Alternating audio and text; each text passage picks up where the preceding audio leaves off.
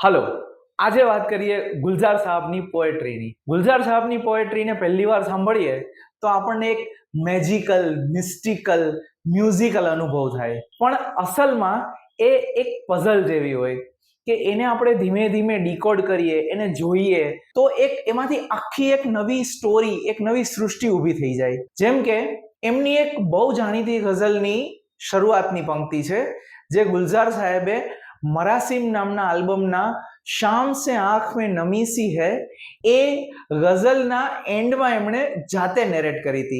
સાંભળો. खुशबू जैसे लोग मिले अफसाने में, एक पुराना खत खोला अनजाने में, शाम के साए बालिश्तों से नापे हैं, चांद ने कितनी देर लगा दी आने में. આ ગઝલ અને એમાંથી વ્યક્ત થતી સ્ટોરી એ આપણા સૌની લાઈફમાં આવેલા એક પ્રેમ વિશે છે. એવા પ્રેમ વિશે કે જે કોઈ કાળે આપણી લાઈફમાં આવેલો અને પછી હળવેકથી જતો રહેલો. તો અહીંયા ગુલઝાર સાહેબ પહેલી લાઈનમાં લખે છે, ખુશ્બુ જૈસે લોગ મિલે અફસાને में. ખુશ્બુ જૈસે લોગ એટલે જે લોકોની યાદને આપણે ફૂલ તરીકે મેળવી હોય અને એને કાયમ માટે સંગ્રહી રાખવા માટે એ પત્રમાં રાખી હોય અને એ પત્રને કોઈ જૂની ડાયરીના, કોઈ જૂના પુસ્તકના પાનાની વચ્ચે દબાવીને રાખ્યો હોય અને ક્યાંક મૂકી દીધો હોય, એ ડાયરી, એ પુસ્તક અનાયાસે હાથમાં આવી જાય અને એ ડાયરી કે એના પાના ઉથલાવતા અચાનક એ પત્ર નીચે સરી પડે અને એમાંથી યાદ આવે એ પુષ્પ અને એ પુષ્પની સાથે ઊભી થઈ જાય એ જૂના પ્રેમની સ્ટોરી. ખુશ્બુ જૈસે લોગ મિલે અફસાને में. અફસાના એટલે સ્ટોરી, લવ સ્ટોરીની વાતો, કે એવા કેટલાય અફસાનાઓ આપણી આજુબાજુ ફરતા હોય અથવા તો આપણી લવ સ્ટોરી એ ક્યારેક જિંદગીના કોઈ તબક્કે અફસાના બનીને ચારેકોર વહેતી હોય, સંભળાતી હોય, ચર્ચાતી હોય અને પછી અચાનક સુપ ગાયબ. એટલે પહેલી લાઈન કહે છે કે એ ફૂલ જે કોઈકે આપેલું, જે આપણે આજે પણ સાચવી રાખ્યું છે, જેના વિશે કદાચ આપણને અને આપણા હૃદયને બેને જ ખબર છે, અને એ ફૂલની સાથે આપણા અફસાના, આપણી લવ સ્ટોરીની વાતો એ પણ યાદ આવી ગઈ, જે આપણે હૃદયના કોઈ ખૂણે ધરબી રાખેલી.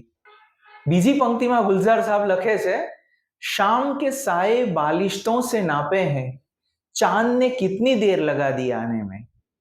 સાયા એટલે પડછાયો અને બાલિશ્ત એટલે વેંત, જે વેંતથી માપીએ.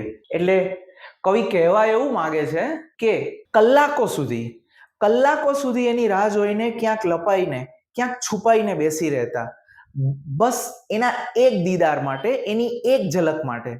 એની રાહમાં ને રાહમાં આપણે એટલો સમય બેસી રહેતા કે આપણે બપોરની સાંજ કરી દેતા, સાંજની મોડી સાંજ કરી દેતા. આપણા પડછાયા વધુ ને વધુ લાંબા થતા જતા અને એટલા લાંબા કે તમે એને વેંતથી માપી શકો, એટલો બધો સમય પસાર થતો. પણ જેની રાહ જોતા હતા એ કોણ? એ ચાંદ. એને ચાંદ સાથે સરખાવ્યા છે ગુલઝાર સાહેબે કે ચાંદને કિતની દેર લગા દી આને મેં.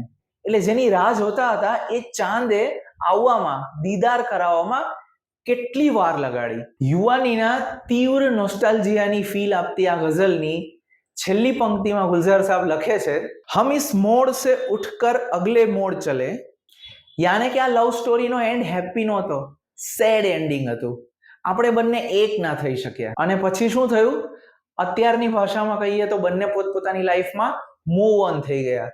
આપણે પોતપોતાની દિશામાં આગળ વધી ગયા, લાઈફમાં નવા ચેપ્ટરો ખુલતા ગયા અને આ ચેપ્ટર ક્યાંક કોઈક ડાયરીમાં, કોઈક લેટરની વચ્ચે ફૂલ બનીને ધરબાઈ ગયું.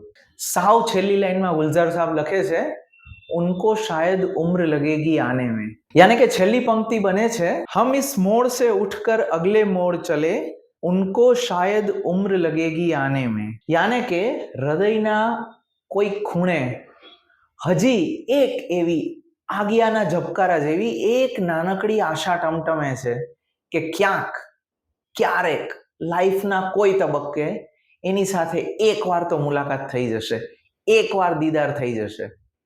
છે ને મેજિકલ? આજ તો છે જાદુ ગુલઝાર સાહેબનો. બસ આવા જ ડીકોડ માટે, આવી જ મસ્ત ઇન્ટરેસ્ટિંગ વાતો માટે ફોલો કરો મારી ચેનલ. હું આવા નવા વિડીયો બનાવતો રહીશ. ફરી મળીએ નવા વિડીયોમાં. ત્યાં સુધી આવજો.